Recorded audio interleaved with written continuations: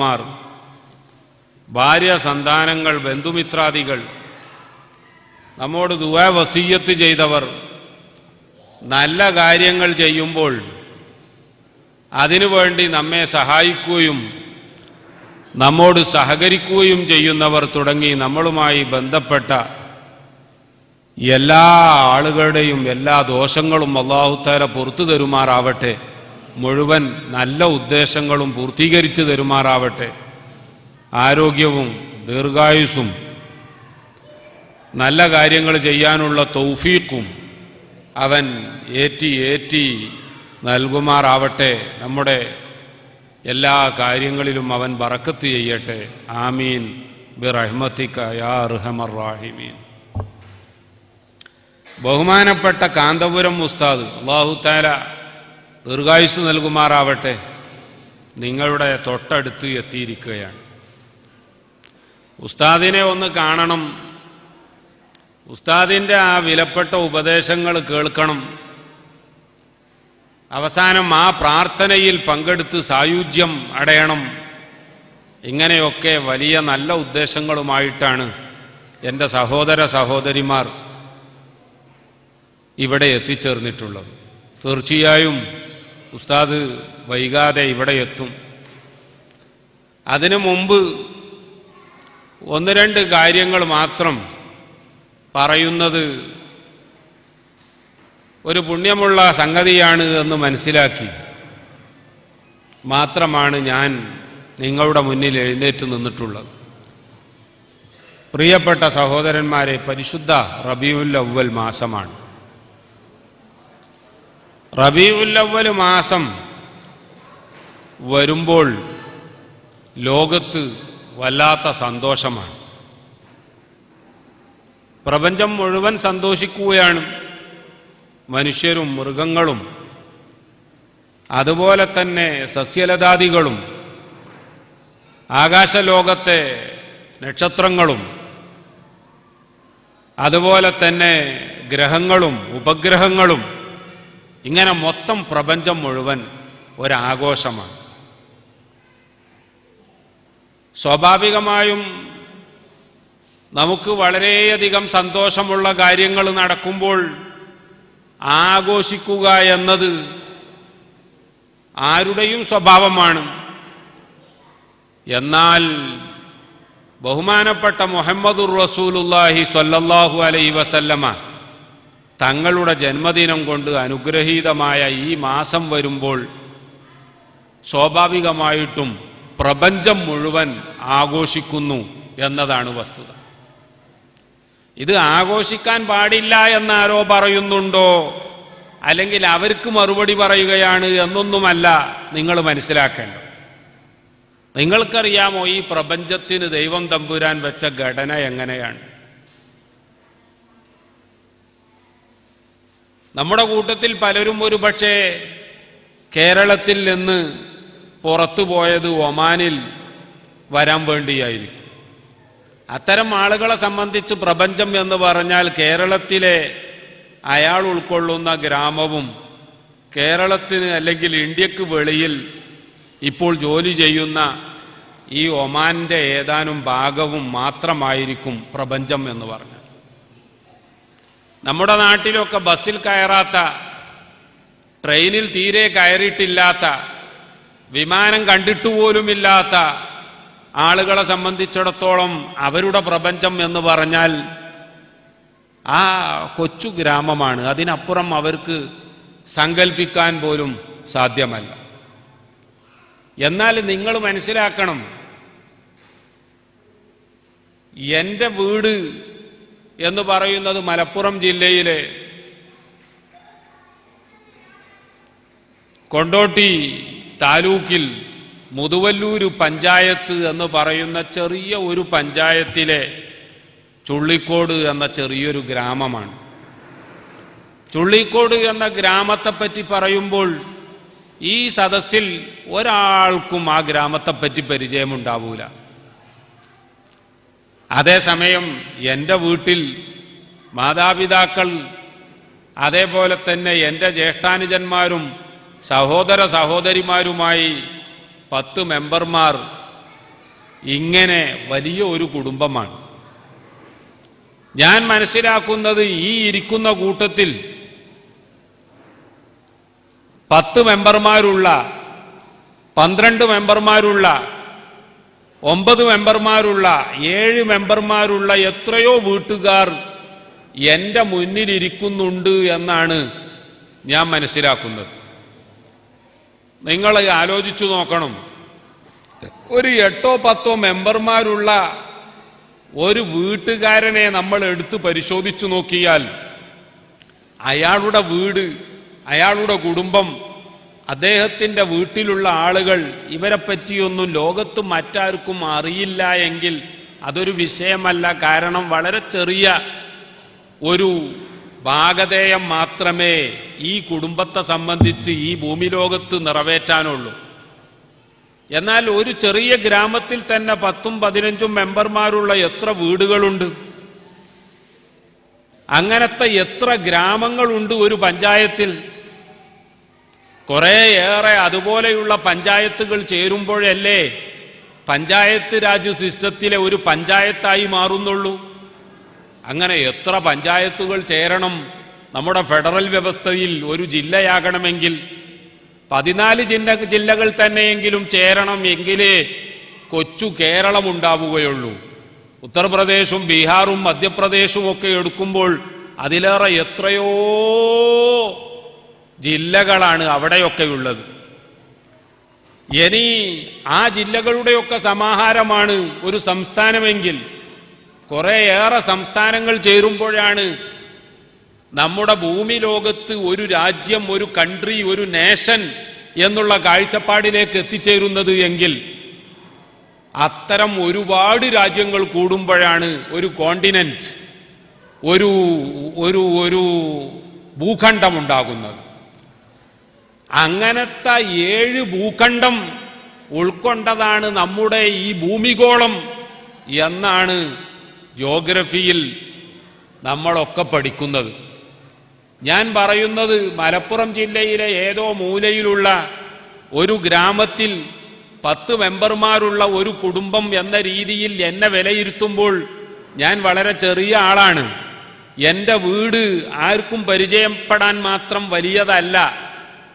പക്ഷേ എൻ്റെ വീട് പോലത്തെ ഒരുപാട് വീടുകൾ അതേ ഗ്രാമത്തിൽ തന്നെയുണ്ടെന്നും അനേകം ഗ്രാമങ്ങൾ കൂടുമ്പോഴേ എൻ്റെ പഞ്ചായത്താകുന്നുള്ളൂ എന്നും അനേകം പഞ്ചായത്തുകൾ വേണം ഒരു ജില്ല രൂപീകരിക്കപ്പെടാനെങ്കിൽ, അത്തരം ജില്ലകളുടെ സമാഹാരമാണ് ഒരു സംസ്ഥാനമെങ്കിൽ, കുറെ സംസ്ഥാനങ്ങൾ കൂടുമ്പോഴേ ഒരു രാജ്യമാവുന്നു എങ്കിൽ, കുറെ രാജ്യങ്ങൾ കൂടുമ്പോഴേ ഒരു കോണ്ടിനെന്റ് ആകുന്നു എങ്കിൽ, കുറെ കോണ്ടിനെന്റുകൾ കൂടുമ്പോഴേ ഒരു എർത്ത്, അറബിയിലെ അർള് എന്ന പദമാണ് ഇംഗ്ലീഷിൽ എർത്ത്, ഭൂമി എന്നായി മാറുന്നത്. ഞാൻ പറയുന്നത് എന്തിനാണ് എന്ന് പലർക്കും ഇപ്പോഴും മനസ്സിലായിട്ടില്ല. ഞാൻ പറയുന്നത്, നമ്മൾ ഈ കാണുന്ന വലിയ ഭൂമിഗോളമുണ്ടല്ലോ, അതിൽ സാക്ഷാൽ മുബാറക് ഹുസൈൻ ഒബാമ ഭരിക്കുന്ന നോർത്ത് അമേരിക്കയുണ്ട്. അതേപോലെ തന്നെ സൗത്ത് അമേരിക്ക എന്ന വലിയൊരു ഭൂഖണ്ഡമുണ്ട്. മറഡോണയുടെ അർജന്റീനയും അതേപോലെ തന്നെ മറ്റു വലിയ വലിയ വലിയ രാജ്യങ്ങളുള്ളത് അവിടെയാണ്.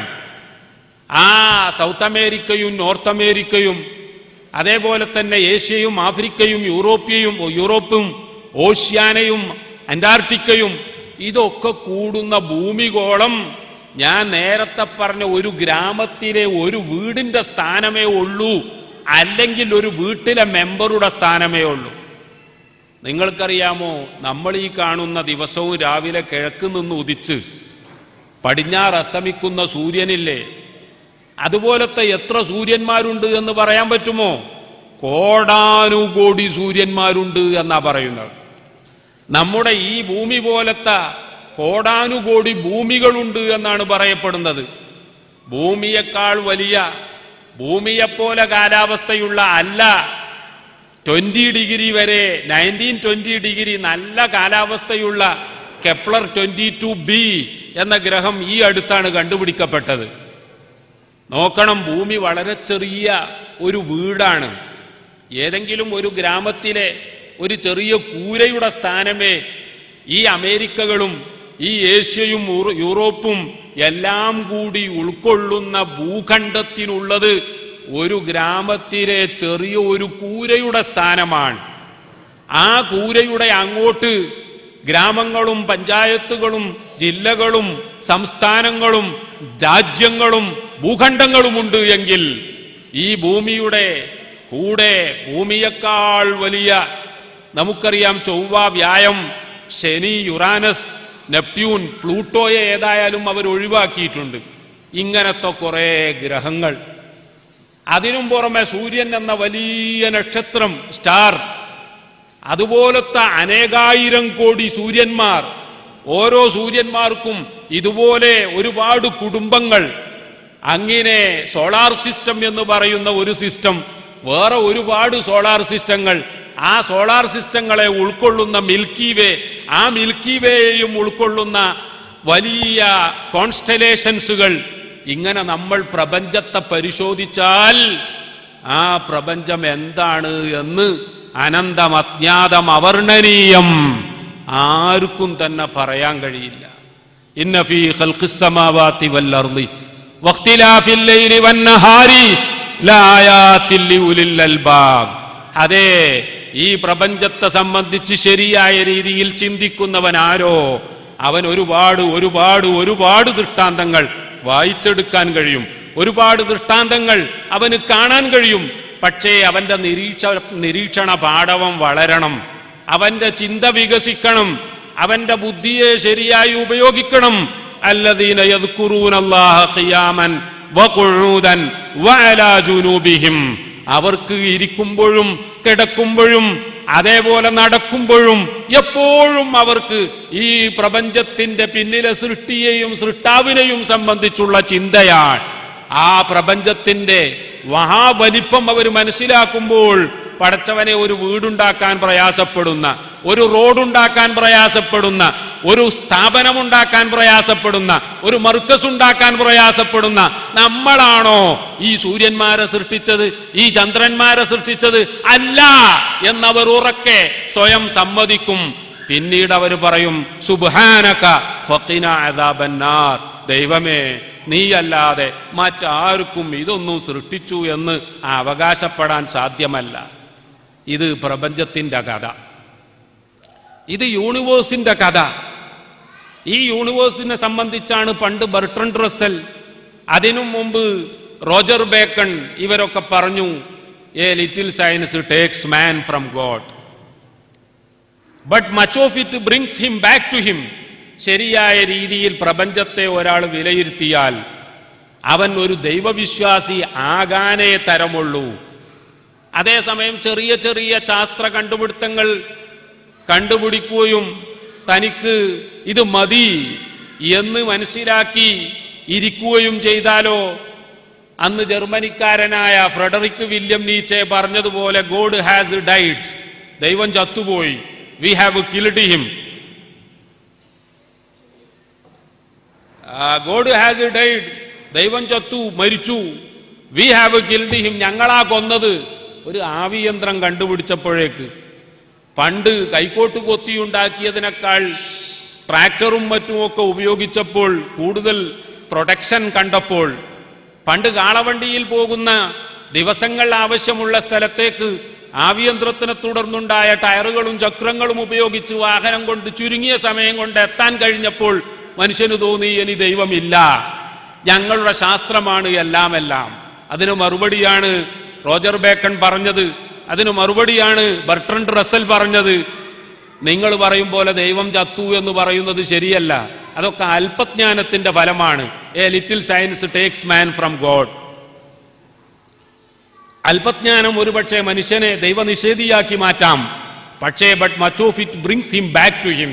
നല്ലതുപോലെ ആയത്തിൽ അറിവുണ്ടാകുമ്പോൾ ദൈവവിശ്വാസി ആവുകയേ തരമുള്ളൂ. ഈ പോയിന്റ് നിങ്ങൾക്ക് ആർക്കെങ്കിലും തർക്കമുണ്ട് എന്ന് തോന്നുന്നില്ല.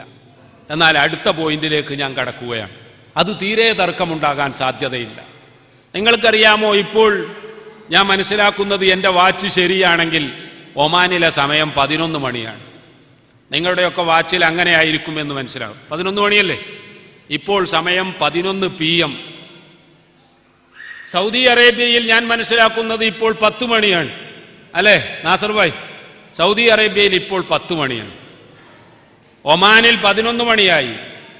എന്നാൽ നമ്മുടെയൊക്കെ ജന്മഭൂമിയായ നമ്മുടെ മഹാഭാരതത്തിലോ ഇപ്പോൾ സമയം 12:30 ആയിരിക്കുന്നു.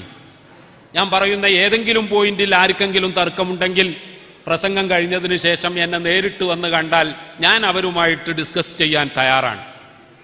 അപ്പോൾ ഇവിടെ ഇപ്പോൾ 11 മണി, സൗദി അറേബ്യയിൽ ഇപ്പോൾ 10 മണി, ഇന്ത്യ രാജ്യത്ത് ഇപ്പോൾ സമയം 12:30 മണി. എന്നാൽ നോക്കൂ നിങ്ങൾ, ഇപ്പോൾ ലണ്ടനിൽ സമയം എത്രമായിട്ടുണ്ട് എന്നറിയാമോ നിങ്ങൾക്ക്? ഇവിടെ 11 മണിയാണ് എങ്കിൽ ലണ്ടനിൽ ഇപ്പോൾ സമയം 8 മണിയാണ്. 8 അല്ല 7 മണി. 12 ഇവിടെ 11 മണിയാണ്, അപ്പോൾ 7 മണിയായിട്ട്. ലണ്ടനിൽ 7 മണിയാണ്. അമേരിക്കയിൽ 3 ടൈം സോണുകളാണ്. ന്യൂയോർക്കിൽ ഒരു സമയമാണ്, ഡെൻവറിൽ മറ്റൊരു സമയമാണ്, കാലിഫോർണിയയിൽ മറ്റൊരു സമയമാണ്. അതേപോലെ തന്നെ റഷ്യൻ ഫെഡറേഷനിൽ ഒരുപാട് ടൈം സോണുകളാണ്. എന്താണിത് സൂചിപ്പിക്കുന്നത് എന്നറിയാമോ? എന്തേ ലോകത്ത് ഒരേ സമയമാകാഞ്ഞത്? ഭൂമിഗോളത്തിലെ 2 സ്ഥലങ്ങൾ തമ്മിലുള്ള അന്തരം. ഫോർ എക്സാമ്പിൾ, ഭൂമി ലോകത്തുള്ള ഒരു സ്ഥലം ഈ ടേബിളിൽ പ്രതിനിധാനം ചെയ്യുന്നു എങ്കിൽ ഭൂമിഗോളത്തിലെ മറ്റൊരു സ്ഥലം ഞാനിപ്പോൾ സംസാരിച്ചു കൊണ്ടിരിക്കുന്ന ഈ പോഡിയം, ഈ പ്രസംഗപീഠം റെപ്രസെന്റ് ചെയ്യുന്നു എന്ന് സങ്കല്പിക്കുക.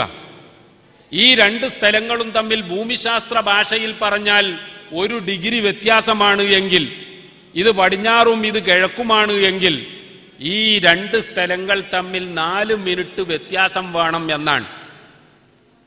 അങ്ങനെ നമ്മൾ കണക്ക് കൂട്ടുമ്പോൾ 15 ഡിഗ്രി വ്യത്യാസം വന്നാൽ 1 മണിക്കൂർ വ്യത്യാസം വേണം.